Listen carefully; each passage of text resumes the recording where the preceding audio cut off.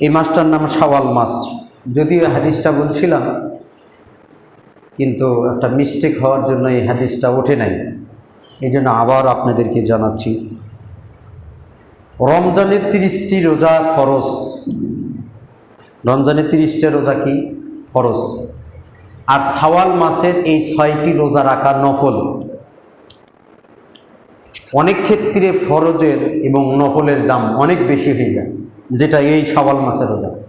রসুল সাল্লাল্লাহু আলাইহি সাল্লাম বলছেন, কোনো ব্যক্তি যদি শাওয়াল চাঁদের 6টি রোজা আর রমজান মাসের 30 রোজা, এই হলো 36টি রোজা করে, পুরো 1 বছর রোজা রাখার নেকি তার আমলনামায় দেওয়া হবে। সুবহানাল্লাহ।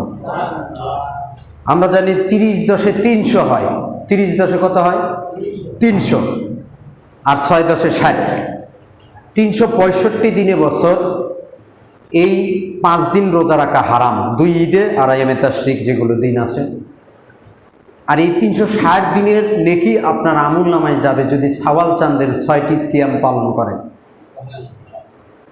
তাহলে কত বড় দামি কথা। এই জন্য সিয়াম তো রাখবেন, আপনি রাখবেন, আপনার বউ রাখবে, আপনার ছেলে মেয়ে সবাই রমজানে যেভাবে ফরজ সিয়াম পালন করছেন, ঠিক এই শাওয়াল মাসের 6টি সিয়াম এইভাবেই পালন করবেন আপনারা সবাই।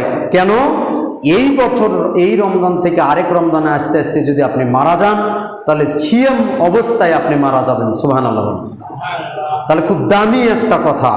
এই জন্য আমাদের অবশ্যই জোরালো দাবি যে শাওয়ালের 6টি রোজা আল্লাহ যেন আমাদের সবাইকে কবুল করে নেয়। সবাই বলে আল্লাহুম্মা আমিন।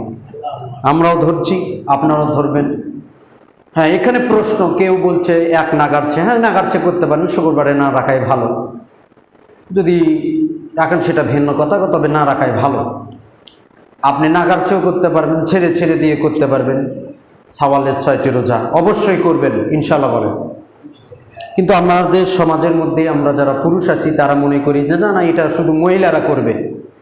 জি না, ছেলে মেয়ে উভয় এই 6টি রোজা করলে পুরো 1 বছর রোজা রাখার নেকি আপনার আমলনামায় দেওয়া হবে।